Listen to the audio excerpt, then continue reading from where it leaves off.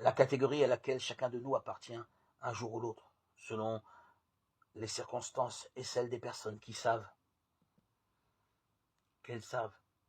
Ou pour le dire autrement, la catégorie des gens cultivés, des politiques, des scientifiques, des demi-savants qui croient savoir alors qu'ils ne savent pas et donc ignorent qu'ils ignorent. Ce sont les plus ignorants et surtout les plus difficiles à enseigner. Dans l'Évangile, ce sont les pharisiens, les scribes, les anciens. Le plus grand des défis, ce sera d'enseigner aux trois catégories, ceux qui ne savent pas, ceux qui savent, qui ne savent pas, et enfin ceux qui pensent savoir.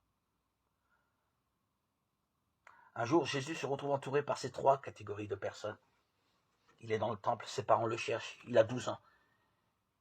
Et vous connaissez la suite, Jésus était assis au milieu des docteurs, les écoutant et les interrogeant, et tous ceux qui l'entendaient étaient stupéfaits de son intelligence et de ses réponses.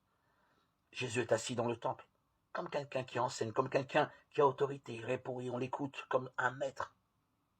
Et sans doute aussi,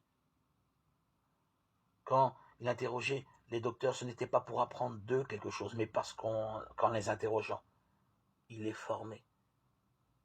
Jésus est donc assis au milieu des docteurs et des maîtres, des savants et des sages, des hommes connaissant l'écriture parfaitement. Pourquoi sont-ils donc tant impressionnés par cet enfant de 12 ans? Quelle sorte de renversement sont-ils en train de vivre? Il semble que Jésus leur offre une sorte de reflet, comme un miroir, qui va bien au-delà de leur sagesse et de leur connaissance.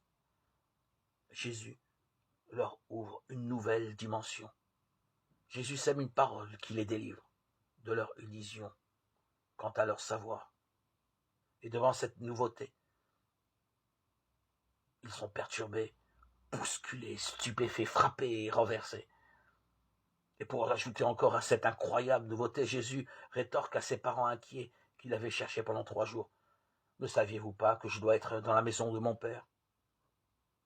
Et à leur tour, eux aussi ne comprirent pas la parole